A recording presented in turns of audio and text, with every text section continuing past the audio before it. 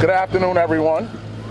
I'm Chief Magic, Chief of Department. Standing here with me is Chief of Ramblers, our Chief of Special Operations, our Chief Bastiedenbach, our Borough Commander, Chief Valdez, our Commanding Officer, Emergency Service Unit, and Deputy Inspector Kenny Gorman, the Precinct Commander. So I'm just going to give you some initial details about an incident that unfolded here on 54th Street earlier today. At about 10 to 11, members from the 114th Precinct responded to a call of a male shot here at 3131 54th Street. Two uniformed members in a marked police vehicle responded. As they responded, they met with a male, 48 years old, who informed the officers that he was shot.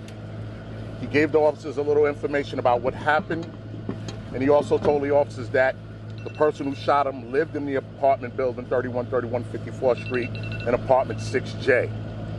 Our officers responded upstairs. They entered the building. At some point while they're in the building, a male comes out the window of apartment 6J and fires at least one round. Our officers respond. They make it to the 6th floor. Once they get to the 6th floor, they encounter the male. One of our uniform officers discharges his weapon at least 3 times at the male. We do not believe our officer hit the male. The male responded. He ran back into his apartment. He barricaded himself inside, and he remained in there. Our emergency service unit responded. More members from the 114th Precinct responded. Our strategic response group responded. They were able to secure the building. They were able to clear out any other civilians to make sure that everyone was safe.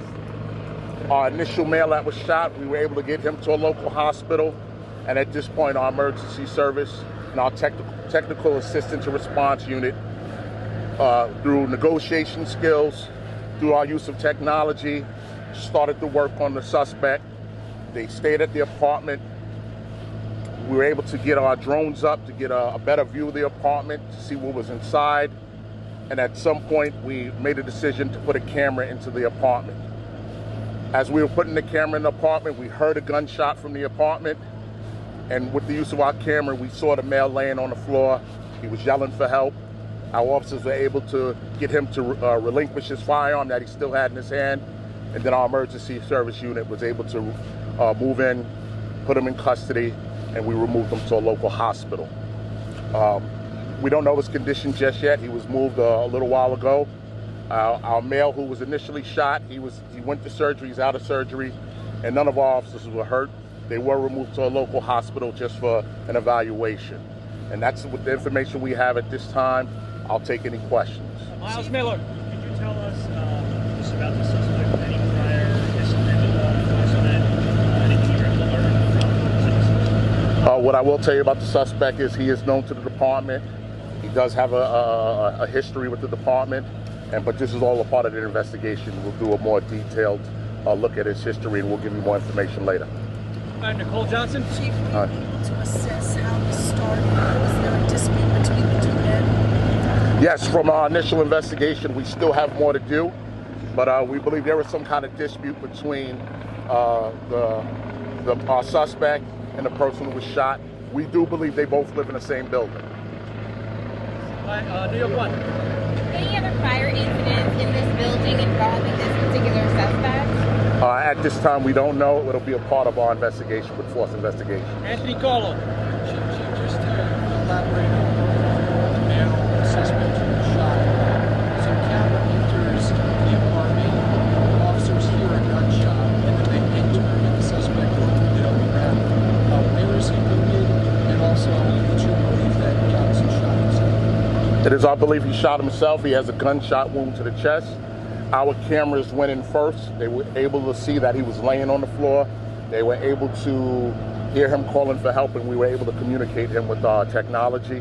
And then we were able to move in and safely put him under custody. Right. We got time for one more question. Right here. Are you able to confirm if the man who was sent to the hospital, if he was the landlord, or what their relationship was? I'm sorry. That's all part of the investigation. We're still looking into exactly what their relationship is. We do believe he's a resident of the building, though. Are residents evacuated, or are they coming back? Some residents were moved out for safety. Other residents we kept inside for safety. Last question, Nicole Johnson. Chief, just talk about the situation. You have a man inside, someone is shot, he's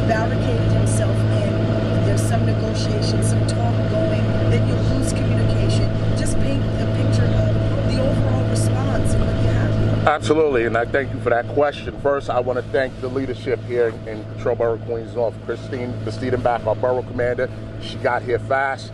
The precinct commander got here fast. They were able to move civilians out. They were able to contain this scene right away. And of course, our elite emergency service unit, once they got here, the best in the business, they were able to keep that door secure. They used ballistic shields, ballistic blankets to keep people safe. They did an incredible task. It was an incredible task for them. The location was secure. We had the person inside, and we were comfortable we had him inside. But we had to worry about other people, bullets going through walls, bullets coming out of windows. And our emergency service unit did an excellent job with their equipment, ballistic equipment, getting people to safety. And of course, our TARU unit, our technical assistance and response unit, they were able to use drones. We were able to use cameras. I enrolled out DigiDog. We were able to use all this technology to make sure that no one else got hurt. And unfortunately, the suspect hurt himself. But he's at the hospital now. Hopefully he survives. And, you know, another day for the NYPD. All right, thank you everyone for your time and attention. Thank you.